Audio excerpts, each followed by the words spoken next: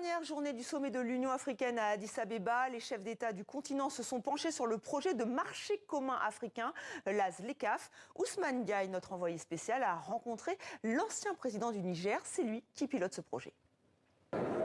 C'était un des moments les plus attendus de ce sommet, le rapport de l'ancien président nigérien Mahamadou Issoufou devant les chefs d'État sur la ZLECAf, le projet de marché commun africain. Et pour cause, le thème de cette année, c'est accélérer la ZLECAf. Nous avons rencontré le président Issoufou juste après sa présentation. Je viens de faire un rapport sur ce projet. Vous savez que le projet comporte plusieurs protocoles.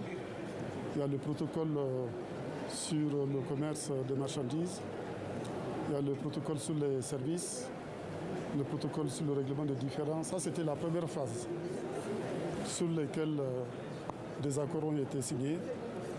Donc j'ai rendu compte au sommet des chefs d'État du niveau de ratification de ces protocoles.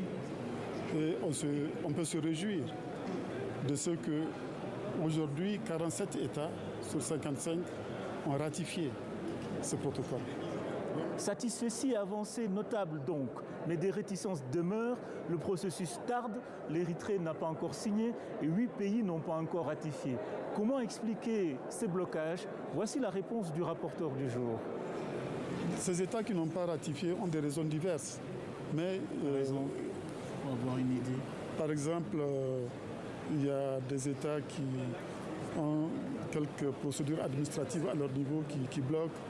Il y a des États qui également pensent qu'ils n'ont pas suffisamment de garanties en matière de compensation des pertes. On examine leurs arguments, leurs préoccupations et on trouvera des solutions à leurs préoccupations.